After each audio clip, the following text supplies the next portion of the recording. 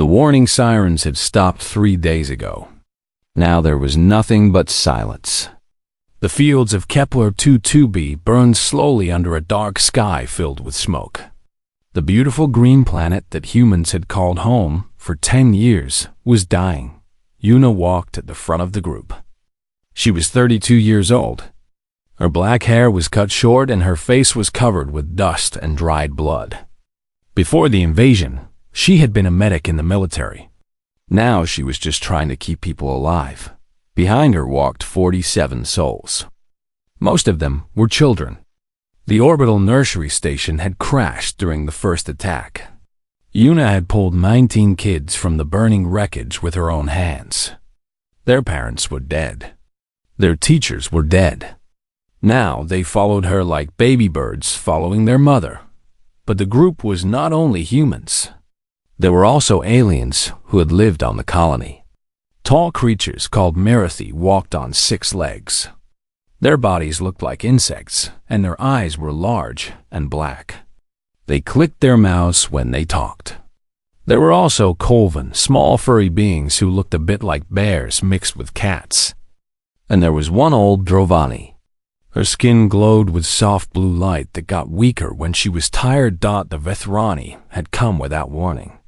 They were hunters. They moved from world to world, taking what they wanted and killing everything else. Their ships had filled the sky like angry wasps.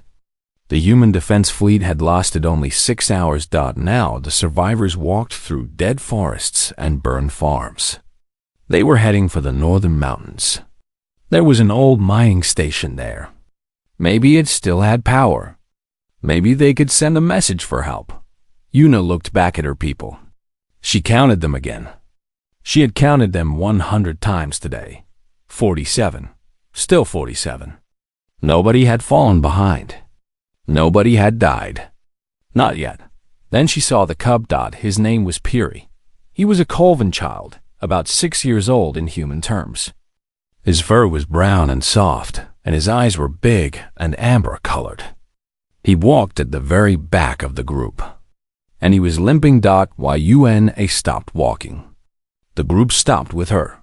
She moved through the crowd of tired refugees until she reached the small Colvin. Piri was trying very hard not to cry. His left back leg dragged on the ground. It was bent in a wrong way, broken. Every step must have been very painful. Why did you not tell anyone? Yuna asked gently. She knelt down so her eyes were level with his. Piri looked at the ground. I did not want to slow everyone down. The bad ones are behind us. You cannot stop because of me. Yuna's heart broke a little. This small child was suffering alone because he did not want to be a problem. Where is your mother? She asked. Piri's amber eyes filled with water. She is sleeping. Under the ship. She will not wake up. Yuna understood. His mother had died protecting him when their ship crashed. The child was alone in the universe now. Dolan walked up behind Yuna. He was her second in command. He was 40 years old with a hard face and gentle eyes. He carried the group's only working weapon, a military rifle. But Yuna knew it was almost empty. We have a problem, Dohan said quietly. He pointed behind them. Yuna looked. In the far distance, she could see dust rising. Something was moving through the burned forest. Something big. Many somethings. Vethrani hunting party, Dohan said. Maybe 30 of them. They will catch us before dark. One of the Marathi traders heard this. He clicked his mouth in fear. We must move faster. We must leave the weak ones behind. It is the only logical choice.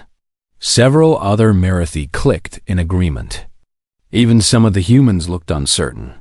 Yuna stood up slowly. She was not a big woman. She was not scary to look at. But when she spoke, everyone listened. Nobody gets left behind, she said.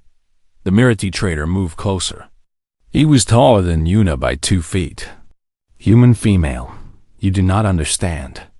Your pack instincts will kill us all. The cub cannot walk fast.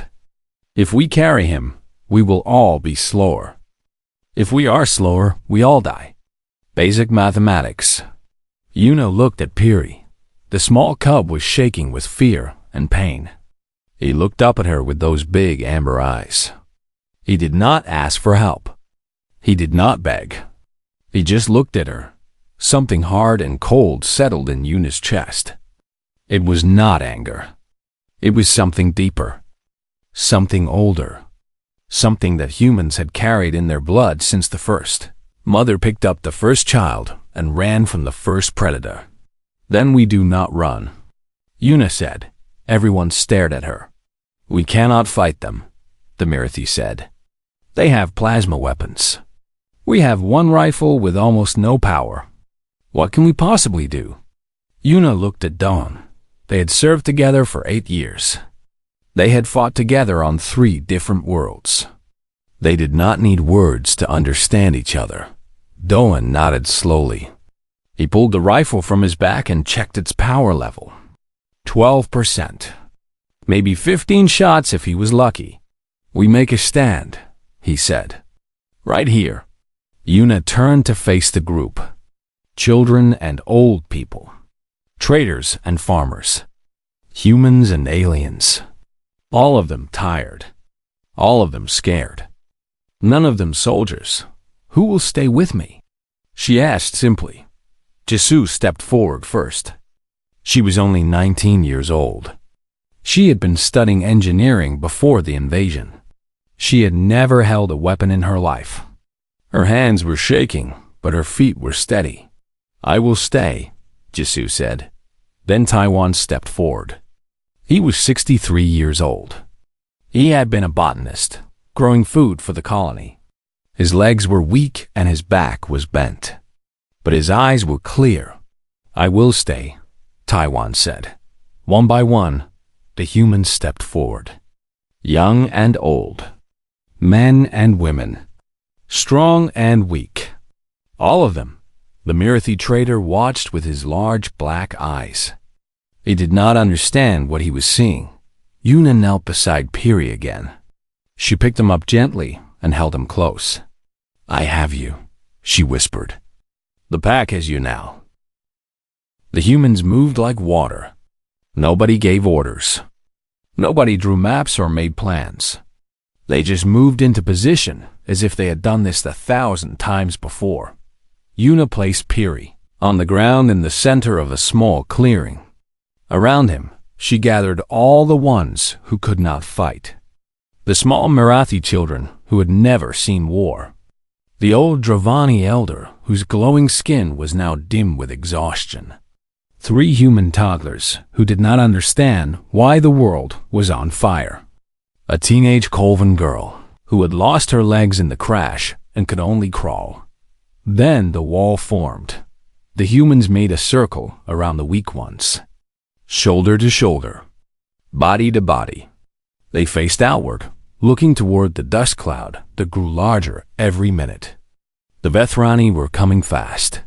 Jisoo stood on the eastern side of the circle. Her heart was beating so fast she thought it might explode. Her hands would not stop shaking. She had never been brave before. She had always been the quiet girl who studied alone and avoided trouble. But when she looked at the children behind her, something changed inside her. Those children were not her family. They were not even her species. But they were small. They were scared. They needed someone to stand between them and the monsters. Jisoo planted her feet in the dirt. She was not going to move. Beside her stood Taiwan, the old botanist. His bones ached. His lungs burned from breathing smoke for 3 days. He knew that he would probably die today. He had made peace with that. Are you scared? Jisoo whispered to him. Taiwan thought about the question. Yes, he said honestly. But I am also proud. I have lived a quiet life. I grew vegetables. I never did anything important. But today, I will do something that matters. Today, I will stand. On the western side of the circle, Nari held her position. She was 35 years old. She was a mother of 3. Her children, ages 4, 7, and 10, were in the center of the circle with the other young ones. Her husband had died in the first attack. Nari had no weapons. She had no training. She had only her body and her will. But she knew with perfect certainty that nothing would pass through her. While she still had breath, the Mirathi trader watched all of this with growing confusion. He moved toward Doan, who was checking his rifle one more time. "I do not understand your species," the Mirathi said. "This is not logical behavior. You are not soldiers. Most of you have never fought before. The Vethrani are the greatest hunters in the galaxy. They have killed billions. What do you think you can accomplish?" Dohan looked at him. The soldier's face was calm, almost peaceful. "We can make them work for it," Dohan said. "We can make them pay a price. And maybe, if we make the price high enough, they will decide we are not worth it." "That is insane," the Mirathi said. "You are talking about dying." "Yes, for strangers. For aliens. For creatures who are not even your species." Dowan smiled slightly. "You really do not understand humans, do you?" The Mirathi clicked his mouth in frustration. "Explain it to me. I want to understand." Doan pointed at the circle of humans. Young Jesu with her shaking hands. Old Taiwan with his aching bones. Nari the mother with fire in her eyes. "See them?" Doan said. "They are not heroes. They are normal people. Farmers and students and teachers. But you put a child behind them, any child, and they become something else. They become a wall. A wall that does not break. A wall that does not run. A wall that will die in place before it moves one step backward. Why?" The Mirathi demanded. Duhan shrugged. "Because that is what humans do. We protect things. It is in our blood. In our bones. We cannot stop doing it any more than we can stop breathing." The old Drovani elder had been listening. Her skin began to glow a little brighter as she spoke. "I have lived for 300 years, she said. "I have visited 900 worlds. I have studied every intelligent species in the known galaxy. I thought I understood evolution. I thought I understood survival."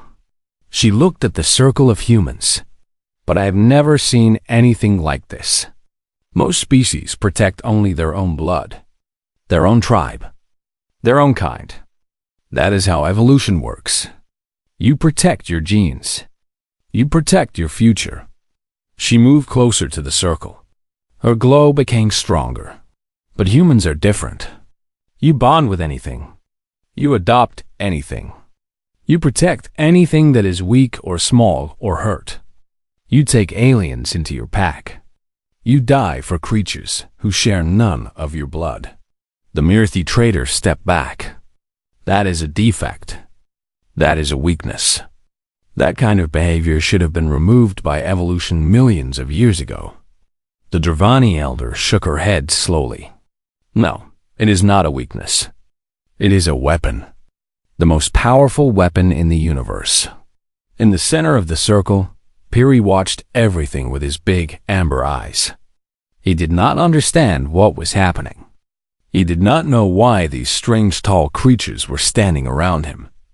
He only knew that he was scared, and his leg hurt, and he wanted his mother. Yuna knelt beside him. She took his small paw in her hand.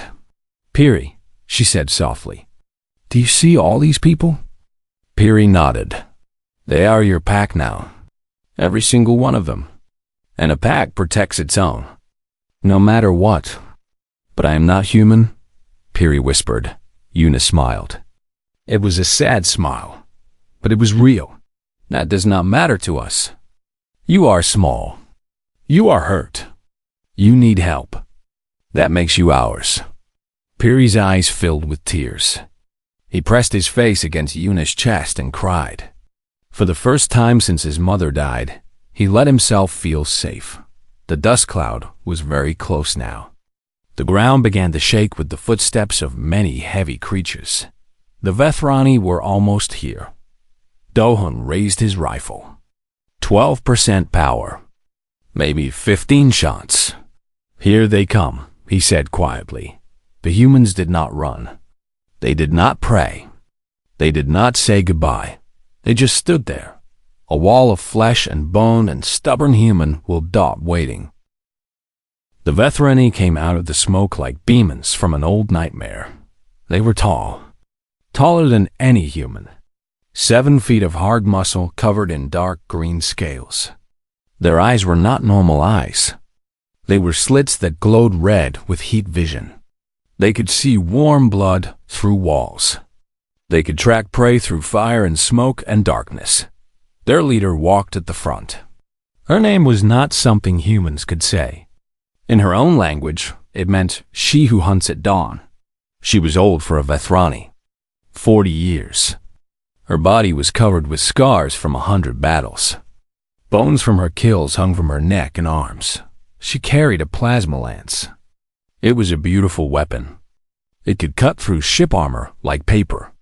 It could burn a human to ash in less than 1 second. Behind her came 30 hunters. All of them carried weapons. All of them were hungry for blood. The Vethrani did not conquer worlds because they needed land or resources. They conquered worlds because they loved to hunt. Other species were just prey to them. Animals to be chased and killed and eaten. The leader raised her hand. The hunting party stopped. She tasted the air with her long forked tongue. This was how Vethrani hunted. They could taste emotions in the air. Fear had a sharp, sour taste. Pain was sweet. Death was salty. She tasted the usual things. Fear from the small creatures. Pain from the wounded. Exhaustion from the ones who had run for days. Easy prey. Simple kills. But then she tasted something else. Something that made her scales rise. The humans did not taste like prey. They tasted like something else. Something bitter and hot. Something dangerous. The leader looked at the group of survivors. She saw the circle of humans standing around the weaker ones. She saw their empty hands, their tired bodies, their obvious weakness. But she also saw their eyes. They were not looking down. They were not looking away. They were looking directly at her, directly at death itself. And they were not afraid. No, that was not quite right. They were afraid. She could taste their fear. But they were not running. They were not begging. They were not breaking. The leader had hunted 1,000 species. She had seen prey run. She had seen prey fight. She had seen prey freeze in terror. But she had never seen prey stand calmly and wait for death like this. It made her uncomfortable. Yuna stepped forward from the circle. Her hands were empty. She held them out at her sides to show she carried no weapons. She walked toward the Vethrani leader.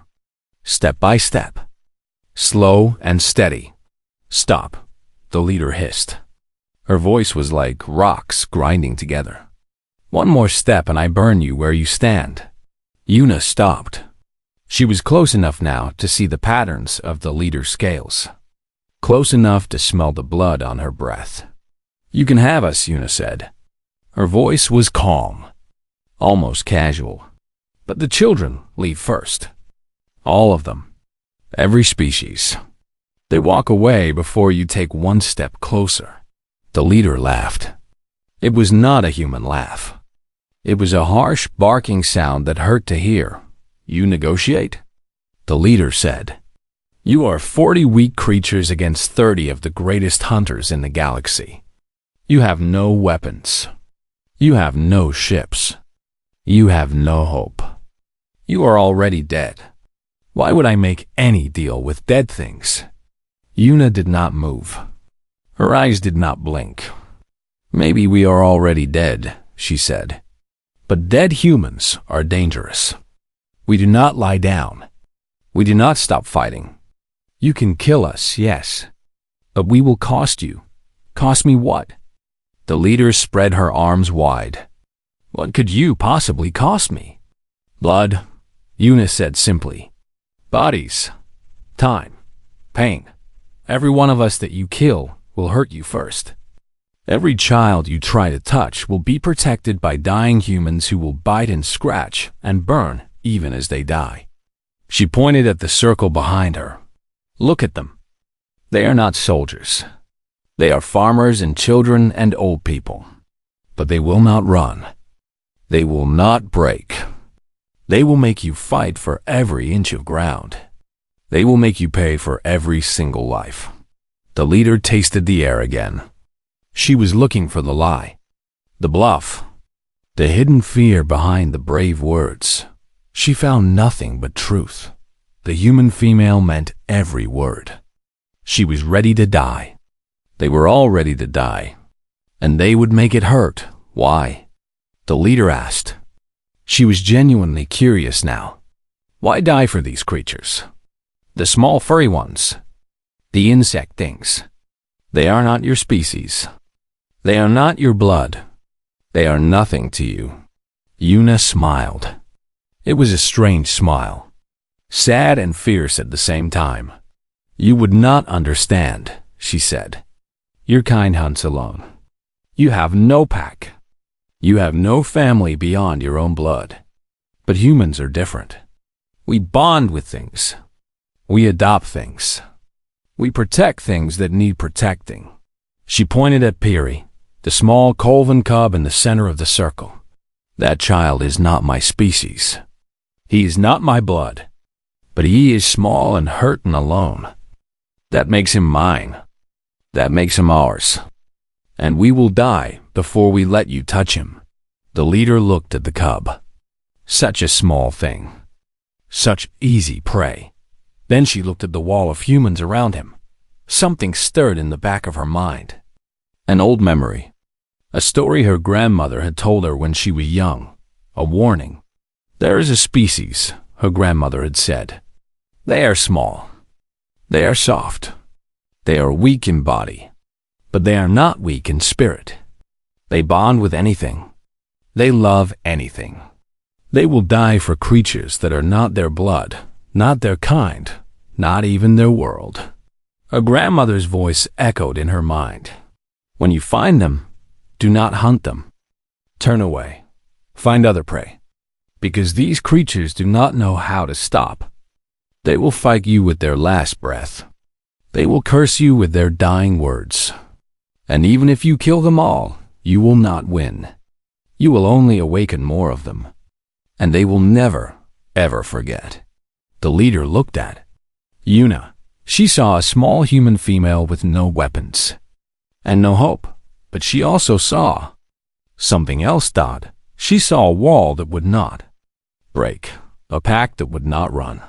A mother who would burn the world for her cubs. For the first time in 40 years. The leader felt something she had almost forgotten. Fear. The moment broke like glass. One of the younger Vethrani hunters lost patience. He was only 15 years old. Too young to know fear. Too hungry to wait. He raised his plasma lance and fired at the circle. The shot flew straight at Piri. The small Colvin cub saw death coming. He closed his eyes and waited for the burning. But the burning never came. Minho threw himself into the path of the shot. He was 17 years old. Before the invasion, he had dreamed of being a pilot. He had wanted to fly among the stars. The plasma hit his shoulder. It burned through flesh and bone like fire through paper. Minho screamed. He fell to the ground, his body smoking, his arm hanging by threads. But he had saved the cub. The humans beside him did not scream. They did not run. They did not even look at their fallen friend. They closed the gap. Where Minho had stood, two other humans stepped forward. They covered the hole in the wall. They kept their eyes on the enemy. The young Vethrani hunter froze. He had expected the prey to scatter. He had expected panic and screaming and running. That was what prey did when you killed one of them. But these creatures did not scatter. They got tighter. They got closer. They became more of a wall, not less. What are you? The young hunter whispered. The leader grabbed his arm. "Do not fire again without my order," she hissed. But her voice was not angry. It was worried that another hunter fired anyway. This one was older and meaner and did not listen to anyone. The shot flew toward the center of the circle, toward the wounded children, toward the helpless ones. Yunji stepped into its path. She was 25 years old. She had been a teacher before the invasion. She had taught young children how to read and write. The plasma hit her leg. She felt her bones turn to ash. She fell to one knee, her leg destroyed forever. But she did not fall all the way down. She used her ruined body to shield two small Marathi children who had frozen in terror behind her. "Run," she told them through her teeth. "Run to the center. I have you. I have you." The Marathi children scrambled over her body and ran to safety. Yunji stayed where she was. A broken wall. A burning shield. Other humans moved to cover her dot. The Vethrani hunters watched in silence. Some of them had stopped breathing. This was not how prey acted. This was not how any creature acted. Evolution had programmed all living things to run from pain, to flee from death, to protect their own lives above all else. But these humans ran toward death. They stepped into fire. They used their bodies as shields for creatures that were not even their species. Dohun raised his rifle. 12% power. He aimed at the Vethrani leader. "That is two of mine," he said. His voice was ice. "You want to keep going?" The leader said nothing. She was watching, calculating. Dohun fired. The shot hit a hunter in the chest. The Vethrani fell, dead before he touched the ground. 11% power now. "Three can play this game," Dohun said. A hunter charged at him with a blade. Dohun did not have time to shoot. But before the blade could fall, Taiwan was there. The old botanist, 63 years old, with weak legs and bad lungs, threw himself at the hunter. The blade cut deep into Taiwan's side. Blood poured out like water. But Taiwan grabbed the hunter's arm and held on. His old hands gripped with strength that should not have been possible. "I have lived long enough," Taiwan whispered. "But these children have not. So I will hold you. I will hold you until I die. And then someone else will hold you. And then someone else. We are humans. We do not let go." Dohun shot the hunter in the head. Taiwan fell with the body, still holding on, still gripping, even as his life faded away. The circle closed around where he had been. 9% power. The Vethrani leader looked at her hunters. She saw something she had never seen before. Fear. Her hunters, the greatest killers in the galaxy, were afraid. Not of the human weapons, not of the human numbers, but of the human will. They had killed 3 humans now. 3. And the wall had not moved. The wall had not broken. The wall had not even paused. It had gotten stronger. "What are these things?" One of her hunters whispered. The leader remembered more of her grandmother's words. "They call themselves many names. Humans, Earth children. But in the old language of our people, we have only one name for them." "What name?" The young hunter asked. The leader's scales had gone pale. In Vethrani culture, pale scales meant deep fear. The kind of fear that touched the soul. "The undying wall," she said, "because they do not break. You can burn them. You can cut them. You can kill them one by one. But they do not break. They just close the gaps and keep standing." She looked at the circle of humans. More of them had fallen now. Some were dead. Some were dying. But the circle remained. The wall remained. The cub in the center remained untouched. "We cannot win this," the leader said quietly. "We have 27 hunters." Another warrior protested. "They have 1 gun and 40 soft bodies. We can overwhelm them in minutes." "And how many will we lose?" The leader asked. 5? 10? 15? For what? For a few children and some wounded aliens? Is that worth the blood? She looked at Yuna. The human female was still standing at the front of the circle. Blood from her friends was on her face.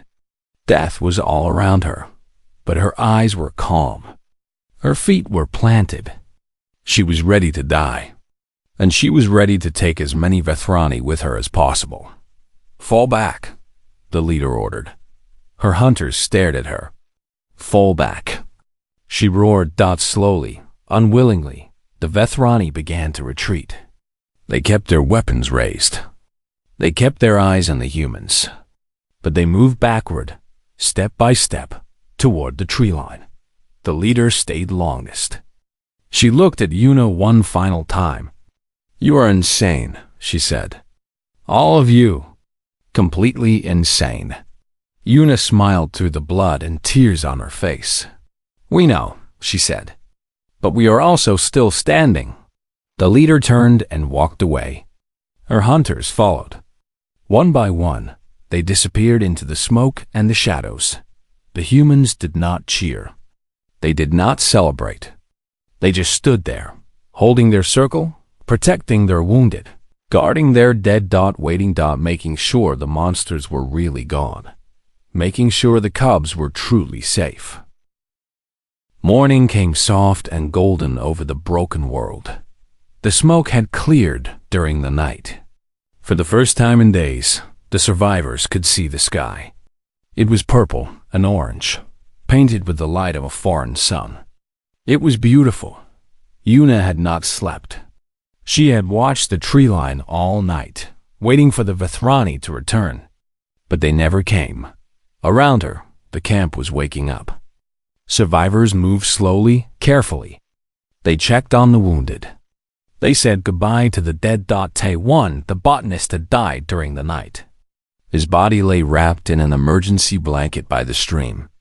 Beside him lay two other humans who had given their lives for the wall. Their names were Sumin and Junho. Sumin had been a cook. Junho had been a student. They had been ordinary people. Now they were heroes. Minho was still alive. His right arm was gone below the shoulder.